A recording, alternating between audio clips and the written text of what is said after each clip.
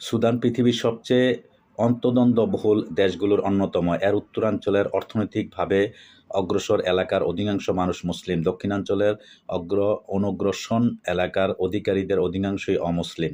যেটা আপনারা জানেন, জনব যেটাকে বলা হয়, দক্ষিণ সাউথ সুদান যেটাকে বলা হয়, দক্ষিণ সুদানে যারা আছে এরা কিন্তু অর্থনৈতিক অবস্থা খুবই দুর্বল। তারা কিন্তু যুদ্ধ করেছে, আপনারা জানেন, যুদ্ধ করে তারা দেশ ভাগ হয়েছে এবং তারা খ্রিস্টান। তারা কিন্তু মুসলিম না, কালো কালো আফ্রিকার নিগ্রোদের মতো তাদের চেহারা, বা তারা কিন্তু কালো জাত। তো তারা কিন্তু খুবই ডেঞ্জারাস কোয়ালিটির লোক। তারা সারাক্ষণ রাস্তার মধ্যে বিভিন্ন রকমের নেশা করে, পান করে, বিভিন্ন রকমের নেশাগ্রস্ত হয়ে তারা রাস্তাঘাটে কিন্তু সবসময় চলাফেরা করে। খুব ডেঞ্জারাস, তাদেরকে সবাই ভয় পায়। তো যাই হোক, এটার পরেই সুদান কিন্তু যুদ্ধ হয়। যুদ্ধ হওয়ার পর থেকে দক্ষিণ সুদান ভাগ হয়ে যায়। তো ভাগ হওয়ার পর থেকেই সুদানের অবস্থা খুবই শোচনীয়, অর্থনৈতিক অবস্থা খুবই খারাপ। বর্তমানে আপনারা জানেন যে সুদানের ১ পাউন্ডে বাংলাদেশের মাত্র ২০ পয়সা পাওয়া যায়, এই অবস্থা। তবে সুদানে এখনো প্রচুর পরিমাণে বাংলাদেশী আছে। যাক দর্শক, সুদান উত্তর আফ্রিকার একটি মুসলিম প্রধান দেশ। বাংলাদেশের সাধারণ মানুষের কাছে এটি একটি অনুন্নত দেশ মনে হয়। কিন্তু ২০১৭ সালের দিকেও সুদানের অর্থনীতি আমাদের টাকার তুলনায় ২০ গুণ শক্তিশালী ছিল। ২০১৭ সালে সুদানি ১ পাউন্ড সমান বাংলাদেশি টাকায় ছিল। বর্তমানে সুদানি মুদ্রার মান অনেক নিচে নেমে গেছে। আপনারা জানেন, ওই সময় সুদানের ১ পাউন্ড সমান আমাদের বাংলাদেশে প্রায় ৩৭-৩৮ টাকা পর্যন্ত পাওয়া যাইত। তো বর্তমানে সুদানি মুদ্রার মান অনেক নিচে নেমে গেছে। বিশ্ব রাজনীতিতে ভৌগোলিকভাবে খুব গুরুত্বপূর্ণ এই দেশে প্রাগৈতিহাসিক সময় থেকে মানুষ্য বসতির প্রমাণ প্রত্নসূত্রে প্রমাণিত হয়েছে। এর নিদর্শন সুদানের জাতীয় জাদুঘরে আজও সংরক্ষিত আছে। ইসলামের জন্মস্থান সৌদি আরবের পশ্চিমে অবস্থিত এই দেশটির মুসলিমদের ইতিহাস অনেক পুরানো। আপনারা জানেন যে সুদানিরা পূর্ব দিক হয়ে নামাজ পড়ে, যেহেতু কাবার পশ্চিম পাশে হচ্ছে সুদান। ওসমানীয় খেলাফতের অধীনে এসে মুসলিম সংস্কৃতির বিকাশ ও শাসনকার্য দীর্ঘদিন পরিচালিত হয়েছিল। আজও রাজধানী খার্তুমে ওসমানীয় শাসকদের মসজিদ ওই সাক্ষ্য বহন করছে। ১৯২৪ সালে ওসমানীয় সাম্রাজ্যের পতন হলে ব্রিটিশরা দখল করে নিয়েছিল সুদান। এই দেশটি দীর্ঘদিন তাদের কলোনি হিসেবে শোষিত হতো। অনেক সংগ্রামের পর ১৯৫৬ সালে সুদান স্বাধীনতা লাভ করে এবং বিশ্বব্যাপী স্বাধীন সার্বভৌমত্ব দেশ হিসেবে স্বীকৃতি পায়। স্বাধীনতার পর ধর্মনিরপেক্ষ শাসকরাই সুদানের শাসক কার্য পরিচালনা করলেও বৈদেশিক অর্থায়ন এবং বিভিন্ন এনজিওর কার্যক্রম দক্ষিণ সুদান ও দারপুর অঞ্চলে শান্তি প্রতিষ্ঠা করতে দেয়নি। বিভিন্ন ক্ষুদ্র জাতিগোষ্ঠীর মানুষ বসবাসের এই দেশটিতে বৈদেশিক ষড়যন্ত্র সব সময় সক্রিয় ছিল। এরই ধারাবাহিকতায় ২০১১ সালে দক্ষিণ অঞ্চলে দক্ষিণ সুদান নামে স্বাধীন খ্রিস্টান রাষ্ট্র হিসেবে হয়। সুদানের রাজনীতির ইতিহাসে ইসলামিক রাজনীতি কখনো শক্তিশালী হয়নি। তবে ফ্রান্স ও ব্রিটেন থেকে পড়ালেখা শেষ করে ডক্টর হাসান আল তোরাবি দেশে ফিরে সুদানের মুসলমানদের জন্য লেখালেখি ও রাজনৈতিক কর্মসূচি গ্রহণ করেছিলেন। তিনি মুসলমানদের ভবিষ্যৎ কর্মপন্থা ও নতুন রাজনৈতিক দল গঠন করেছিলেন।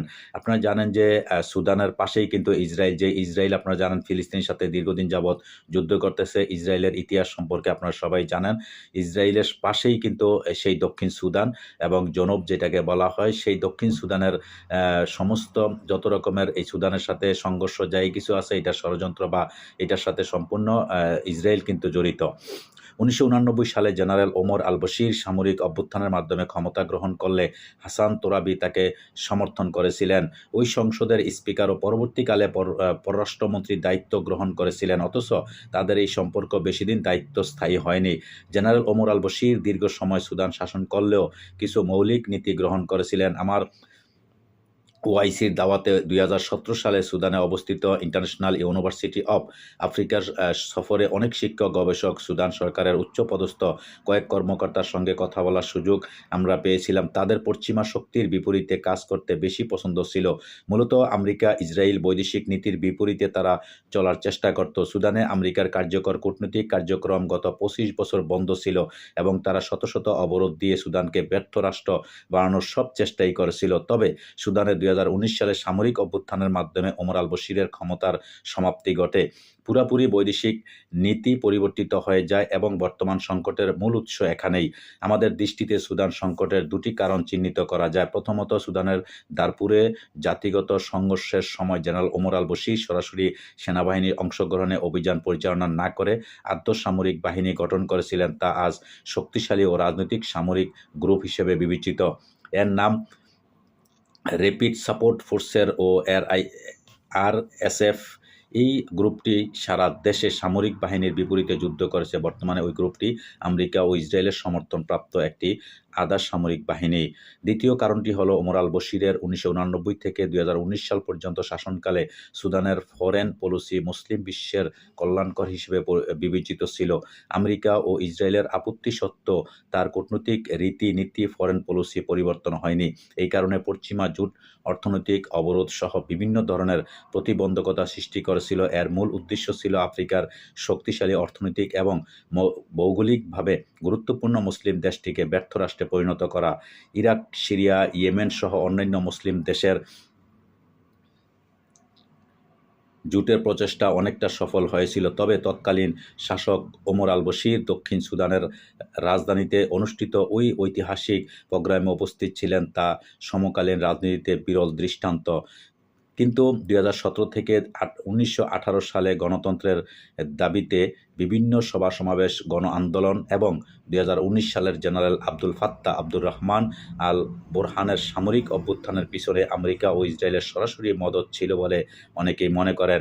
এর যথেষ্ট প্রমাণ রয়েছে, যেমন অভ্যুত্থানের পর ওই সরকারের ওপর থেকে অবরোধ তুলে নেওয়া হয়। ট্রাম্পের দাবি কারণে আমেরিকার অর্থ দণ্ড প্রদান করে সুদান এবং 2022 সালে 25 বছর পর সুদানে কার্যকর আমেরিকার কূটনৈতিক মিশন চালু হয়।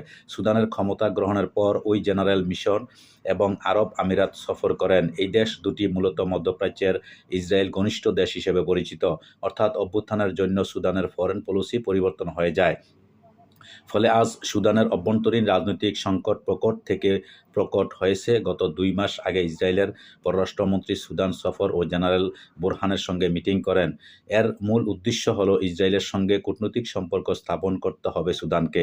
আসলে ইসরায়েল দুই গ্রুপের সঙ্গে সম্পর্ক ঠিক রাখছে যেন তার আসল উদ্দেশ্য হাসিল হয়। বিগত বছরগুলোই সুদানের সাধারণ মানুষ গণতন্ত্র পুনঃপ্রতিষ্ঠান যে স্বপ্ন দেখেছিল তা আজ দুঃস্বপ্নে পরিণত হয়েছে। শক্রুর বন্ধুত্ব রীতিতে পশ্চিমা বিশ্ব আজ সুদানের রাজনীতিতে ধীরে ধীরে শক্তিশালী হয়ে উঠেছে, কিন্তু বর্তমানে রাশিয়া ইউক্রেন যুদ্ধের ফলে এবং সৌদি ইরান সম্পর্ক পুনঃপ্রতিষ্ঠা হওয়ায় আমেরিকা ইসরায়েলের বৈদেশিক পলিসি ও স্বার্থ কতটা বাস্তবায়িত হবে তা সময়ই বলে দেবে। তবে আমাদের প্রত্যাশা সুদানের সাধারণ মানুষের জানমাল নিরাপত্তার জন্য সামরিক জান্তা ও আধা সামরিক বাহিনীর মধ্যে চলমান এই সংঘর্ষের সমাপ্তি ঘটুক এবং রাজধানী শহর সহ সারা দেশে শান্তি প্রতিষ্ঠা হোক, এটাই হচ্ছে আমাদের কামনা। তো যাই হোক দর্শক, আজকে এই পর্যন্তই সুদানের ইতিহাস সম্পর্কে আপনাদের জানানোর চেষ্টা করছিলাম। দর্শক, আজকে এই পর্যন্তই। যদি ভিডিওটা ভালো লাগে অবশ্যই লাইক, কমেন্ট, শেয়ার করবেন এবং প্রবাসীর আওয়াজ আমাদের এই চ্যানেলটা সাবস্ক্রাইব করে দিবেন, সাথে থাকবেন। আপনার আশেপাশে বন্ধুবান্ধব সবাইকে এই ধরনের অজানা তথ্য জানার জন্য সুযোগ করে দিবেন। একটা দেশ আপনার যখন ওয়াল ম্যাপ দেখবেন, ওয়াল ম্যাপে দেখবেন সুদান হলুদ কালারের যে একটা দাগ আছে, ওই দাগটা হচ্ছে সুদানের মধ্যে, সুদানের যে মানচিত্র আছে ওই মানচিত্রের মধ্যে হলুদ একটা দাগ আছে, ওইটা হচ্ছে সুদান। বিশাল বড় একটা দেশ, কিন্তু দেশটা আপনারা জানেন যে 2006 সালে 7 সালে যুদ্ধ হয়েছে, জনব যেটারে বলে, জনব তারা যুদ্ধ করে দেশটা ভাগ হয়ে গেছে। যুদ্ধের পর থেকে এই সুদানের যে পাউন্ড, ওই পাউন্ড কিন্তু আমরা যে যখন ওইখানে যুদ্ধ করার আগে ওই খার্তুম, যেটা সুদানের রাজধানী আপনারা জানেন খার্তুম, এই খার্তুমের যে পাউন্ডের যে রেট ছিল তখন 1 টাকা বাংলাদেশের 37-38 টাকা। ওইখানকার যে 1 পাউন্ড, মানে সুদানের 1 পাউন্ডে বাংলাদেশের 37-38 টাকা পর্যন্ত পাওয়া যেত। সেই সুদান যখন যুদ্ধ করার পরে দীর্ঘদিন যাবৎ তারা যুদ্ধ করছে, যুদ্ধ করার পরে দেশটা ভাগ হয়ে গেছে। দক্ষিণ সুদান যখন ভাগ হয়ে যায়, ভাগ হওয়ার পর থেকে যে উত্তর বর্তমান যে খার্তুম মানে সুদান, সেই সুদানের অর্থনৈতিক অবস্থা এতই ভেঙে পড়েছে, ওইখানে কিন্তু অনেক বাংলাদেশি, আমাদের বাংলাদেশি ওইখানে আছে। তো সেই সুদানের যে ইতিহাস, সুদানের যে টাকার রেট আপনারা জানেন, সুদানের পাউন্ডের অনেক রেট খুব ভালো ছিল, কিন্তু সেই সুদানের রেট কমতে কমতে তাদের অর্থনৈতিক অবস্থা খারাপ অবস্থা যেতে যেতে এমন একটা অবস্থা পড়ছে বর্তমানে সুদানের যে টাকার রেট, সেই টাকার রেট আপনারা জানেন যে বাংলাদেশের 1 টাকায় সুদানের মাত্র 20 পয়সা, মানে সুদানের 20 পয়সায় আপনারা বাংলাদেশে 1 টাকা পাবেন। তো এই অবস্থা বাংলাদেশের 1 টাকায় সুদানের 20 পয়সা আপনারা পেয়ে যাবেন এরকম। তো যাই হোক দর্শক, আজকে এত টাকার রেটটা কমে গেছে, অর্থনৈতিক অবস্থা সুদানের এত খারাপ হয়েছে। তো সেই সুদান আপনারা জানেন, সুদানের ইতিহাস, সুদান হচ্ছে একটা আফ্রিকান মহাদেশের মধ্যে, তারা কিন্তু আরবি ভাষা, সুদানের ভাষা হচ্ছে আরবি ভাষায় তারা কথা বলে। সৌদি এবং মিশরের ভাষার সাথে তাদের মিল আসে। আশেপাশের দেশগুলো আছে, এটা কিন্তু আপনারা জানেন যে তাদের পাশে কেনিয়া আছে, তারপরে চাঁদ আছে, তারপরে ইথিওপিয়া আছে, ওইদিকে সাহারা মরুভূমি আছে সুদানের পাশে। সেই সাহারা মরুভূমি এবং লিবিয়া মাঝখানে যে তাদের যে বর্ডার সীমান্ত, এই সীমান্ত সাহারা মরুভূমি নিয়ে। সাহারা মরুভূমির অর্ধেক আপনার সুদানের মধ্যে আছে আর অর্ধেক পড়ছে লিবিয়ার মধ্যে। এইভাবে তারা আছে। আপনারা জানেন সুদান থেকে প্রচুর লোক অনেক প্রবাসী অবৈধভাবে লিবিয়া যাতায়াত করে বা লিবিয়ার থেকে অনেক লোক সুদানে আসে। তাদের সাহারা মরুভূমি বিশাল বড় একটা এরিয়া। আপনারা জানেন এটা হয়তো যারা ইসলামিক স্কলার আছে বা যারা ইসলামের ইতিহাস যারা পড়েন ওইখানে ওই ইতিহাসের মধ্যে ওইটা আছে। এই সাহারা মরুভূমির অনেক ইতিহাস আছে। তো যাই হোক দর্শক, সুদান সম্পর্কে আপনাদের কিছু তথ্য দেওয়ার চেষ্টা করছিলাম। সুদান এই হচ্ছে বর্তমান সুদানের পরিস্থিতি। তো ওইখানে বর্তমানে রাজনৈতিক যে অবস্থা স্থিতিশীল নেই। ওইখানে খুবই সবসময় কিন্তু উত্তেজনা। আর সুদানের পরিস্থিতি আপনারা জানেন, দক্ষিণ সুদানে যারা ওইটা হচ্ছে কালোজাত আফ্রিকান, তারা হচ্ছে আফ্রিকান। আর যারা অরিজিনালি সুদান খার্তুম যেখানে আছে, তারা বিভিন্ন কালারের লোক আছে এখানে। তারা ইসলামিক মাইন্ডের লোক। তারা কিন্তু ইসলাম খুব তারা ইসলামের কানুন তারা মেনে চলার চেষ্টা করে এবং তারা খুবই শক্তিশালী ইসলামিক তারা মাইন্ডের মুসলমান আছে। আর যারা দক্ষিণ সুদান যারা এরা হচ্ছে খ্রিস্টান, বেশিরভাগই খ্রিস্টান। মুসলমানও আছে খুব কম, তবে খ্রিস্টান অনেক বেশি। খ্রিস্টানরা আপনারা জানেন যে তারা যে দক্ষিণ সুদানের যে খ্রিস্টানগুলো এগুলো খুবই ভয়ানক। তারা কিন্তু মানুষ মারামারি, কাটাকাটি এগুলোর মধ্যে খুব যথেষ্ট পরিমাণে তারা সচেতন। যার জন্য কিন্তু তারাই যুদ্ধ করে দেশটা ভাগ করে নিয়ে গেছে দক্ষিণ সুদান। তো যাই হোক, আজকে দর্শক আপনাদেরকে জানার চেষ্টা করলাম দক্ষিণ সুদানের বা সুদান, বর্তমান যে সুদান আছে সেই সুদানের তথ্য।